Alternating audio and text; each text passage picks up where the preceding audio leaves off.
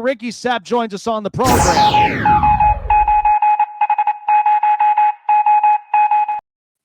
Ricky, happy draft week. This is going to be a lot of fun and covering this. And look, Pittsburgh's going to be a party. I mean, we saw Detroit have the night of their life. Green Bay was also fun being in a small town. But Pittsburgh, however, you're going to be right there in the city square, right close to Heinz Field. I'm sorry, I can't even call it a Acrisure Stadium, okay? I call it Heinz. But to me, I think this is going to be the night of the moment when you watch a lot of these prospects come in, and it's a game changer, and it's also a life-changing moment for a lot of these players. So I think this is going to be an exciting night when we watch it through and through Thursday. Well, I think it's amazing, first and foremost, that they're having it in such a legendary place, a legendary city, a legendary team. But here's the thing. That night is such a special moment, and it's a night that you will never, ever regret. It's something that you worked your whole life for just to get that phone call. But I got to say this. I got to say this. The Dallas Cowboys has one job. They got one job. And that's to make 2 good picks in the first round. We got 2 first picks. And then after that, we got to get some guys that we need. Here's the thing.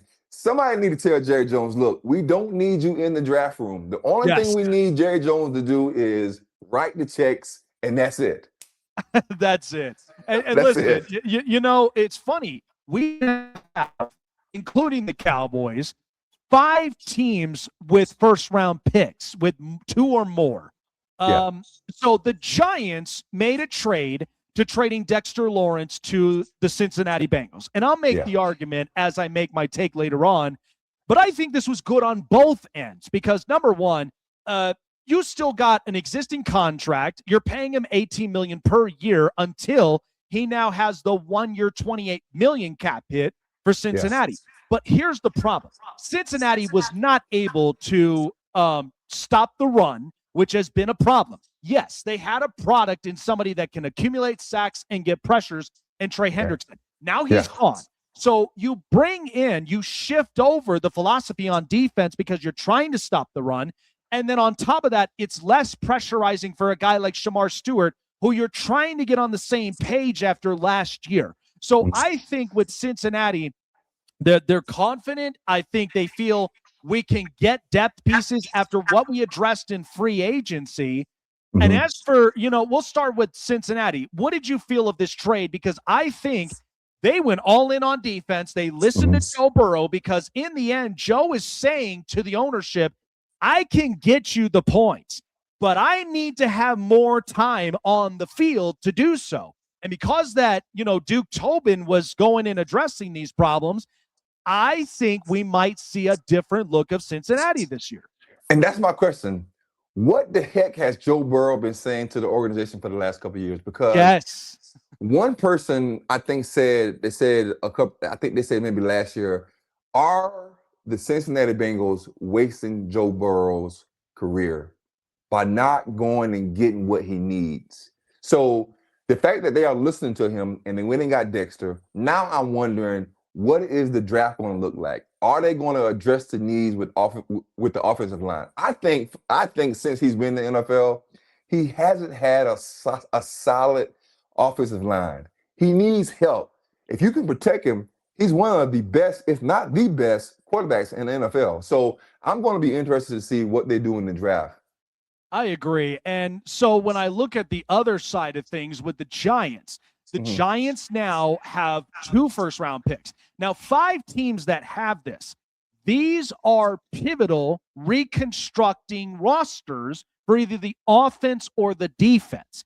But knowing you've got a culture setter in John Harbaugh now in New York, I mean, New York sports, you've played in this you played in this environment. It is cutthroat. If you're not playing well, they will speak about. Yes, you gotta win right now. And so when I look at the Giants and the Jets, who both have 2 first-round picks, the Giants can go and double down on defense. To me, because now that you've gotten rid of Dexter Lawrence, you can move Kayvon Thibodeau as a Bradley Chubb-esque type player where he could stop the run, still give you power to getting sacks and pressures, but now Abdul Carter will have a little more on his plate to be a player. Because think about it, Brian Burns had a great season last year. Yes, he did. Your question is, do you go edge rusher? Do you maybe go linebacker in the first pick with Sonny Styles or one of them? And then by that second pick, you got to address that secondary. And I think Mansour Delane really helps them. What are your thoughts on this? Because I think the Giants can really go double down on defense. They've shifted up a couple pieces, and now they're trying to prove these guys, we have them, but it's time to prove you can produce and hopefully turn those losses into W's. Well, you have a young edge rusher, so it makes sense to me to go out and get you a linebacker and a secondary that can help him continue to develop. That's going to only give him more confidence to say, hey, look, I can go do my job knowing that I have a linebacker and a safety behind me. You have a young quarterback that you're excited about that who can make plays. So I think those first two picks, I think you definitely go defense because he's going to put up points. But you want to have a defense that's going to be able to stop people. So I think the Giants are going to be aggressive with going linebacker and going with a secondary. And then I think in the second round, then you can address some issues on offense to help your young quarterback. I absolutely agree. And it's funny because I even had Mark Collins, a Giants legend, talk about that. And especially where you have a guy like John Harbaugh who, like his brother Jim, they love playing physical. They love to be in the trenches. So you already got Jackson Dart, who's not a Lamar-esque player, but he's good to scramble. He can throw the ball. And then you're running with Cam Scatterbo and Tyron Tracy. So with the Jets now, they got 2 first-round picks, and I think they're interesting because to me, you can address offense and defense, but defense first. But is it Arvell Reese or is it David Bailey? Because you're going to need an edge rusher. And here's the thing. I talked with Ray Mickens, who his former teammate, Aaron Glenn, he said, don't be surprised if Aaron addresses defense first because he's a defensive-minded IQ. He wants to set the tone for the Jets to get accumulated sacks, get the pressures, force the 3-and-outs, to help the offense get back on the field because they have a very good offensive line. They bring back Geno Smith, which is a for now quarterback.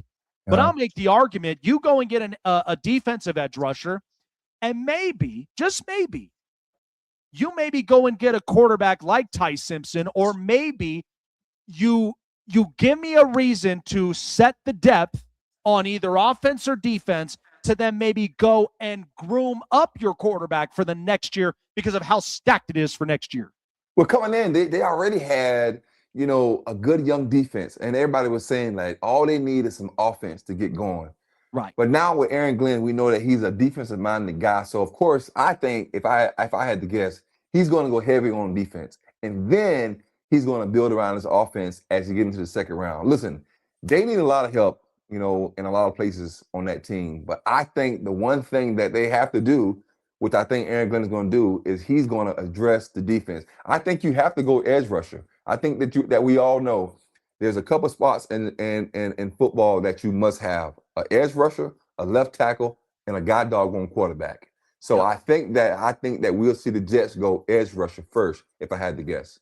And what's funny is, and I know he's obviously going to go number 1, but could you imagine if something shook up and now all of a sudden Fernando Mendoza is on your plate?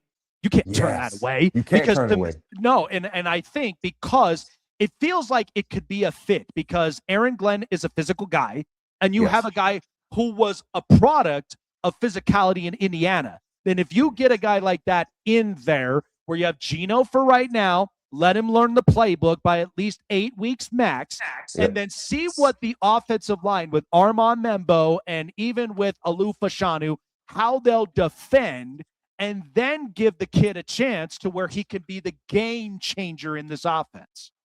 Yeah. And here's the thing. We talked about it earlier. That holding off East, you have to win now. So if I'm Aaron Glenn, I'm not sure if he's thinking about this, but this has to be a year where he shows some progress towards winning. Because if he don't, they're going to be calling for him to go. Absolutely. So this is interesting So you played in this organization. I will say this about this is I love Howie Roseman. He's a magician. He knows how to make things work. But I'm going to be bluntly honest.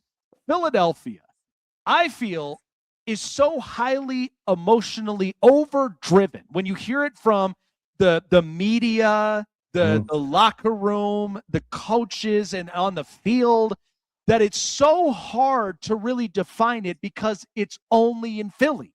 And right now, the whole narrative, I think it's already clear.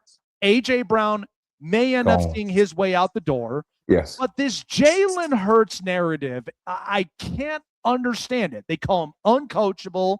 They call him a guy that can't really lead by example. I don't understand it. And that's where I'm like, look, I need to talk to a Philly guy that understands outside the background noise, that I'm just like, what do the Eagles do here? Because to me, it's like, if you're going to trade A.J. Brown, I understand why you got Hollywood Brown, you got Dontavian Wicks, and you have Devontae Smith. Yeah. You go and get assets because you want to strike when the iron is hot. Yeah. But once you do that, I feel, I mean, we can see a position where maybe the Eagles, because these two tight ends are on one-year deals, why not get in a Kenyon Sadiq? You'll have a two tight end set, and Jalen Hurts, who I'll make the argument, is more of a Russell Westbrook-esque quarterback because he can improvise. He can not only throw the ball 100 million times, but he throws it when the opportunity presents itself because he can take it, run with it, and either get first downs or go and get touchdown scores. But we know that tush push is always, critical. Always. What is the deal with Philadelphia? Because sometimes I'm on some weeks and I'm like, look, Flyers are playing great. The Sixers, I don't know. The Phillies, I mean, it's now or never. And then I got all this noise with the Eagles. What is happening? But first of all, you got to think about how passionate that fan base is and how they think in their minds they're supposed to win every year. Here's the thing. You have to think about all the big-time athletes that has come through that city. Allen Iverson, Dr. J, McNabb. You have so many big-time athletes that has come through there. Yep. When you look at Jalen Hurts, he doesn't come off as a Lamar Jackson kind of guy. He doesn't come off as an elite guy that can do so much, right? Cam Newton said this, and I agree with it. You have game managers, and you have people that can make plays. I think Jalen Hurts is right in between. He's a game manager, but when he needs to make plays, he makes plays.